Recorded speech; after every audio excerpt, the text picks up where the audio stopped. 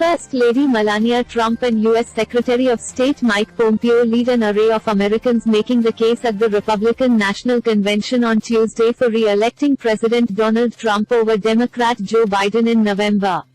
Here is a takeaway from Tuesday's program. Alternate history. Larry Kudlow, Trump's top economic advisor, had a simple goal in his address on Tuesday night: convince viewers that the American economy had sprung back to life again even if it hasn't. A strong economy was the Republican president's biggest asset coming into the campaign, but the coronavirus pandemic sank that narrative. On Tuesday, Kudlow spoke as if the pandemic had passed and that all was well again, arguing that Trump had successfully fought the outbreak. There was no mention of jobless claims climbing past the 1 million mark last week, the unemployment rate remaining above 10%, or consumer confidence hitting a 6-year low. Nor was there mention of the millions who lost jobless benefits after Congress was unable to agree on an extension of relief programs, or talk of the more than 177,000 U.S. deaths from the pandemic.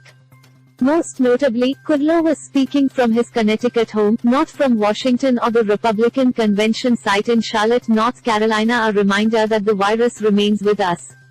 Controversial speakers on a night when Melania Trump is scheduled to give her signature address of the 2020 campaign from the White House in a bid to appeal to suburban women voters. Two other women who were on the convention speaking schedule may have done that cause no favors.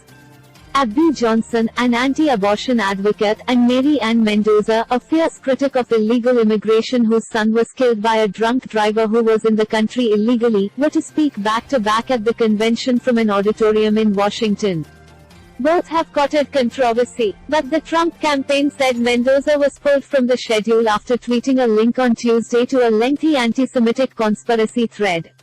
She apologized on Twitter, saying, "That does not reflect my feelings or personal thoughts whatsoever." Johnson, who has a biracial son among her 8 children, said in a YouTube video in June after the police killing of George Floyd, an unarmed black man in Minneapolis, that when her son is grown, police officers would have to be more careful around him, the Daily Beast reported.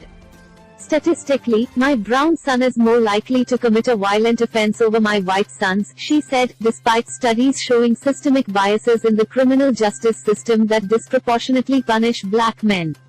Johnson has also said on Twitter that she supports household voting, in which each household has a single vote, potentially denying a woman an individual vote.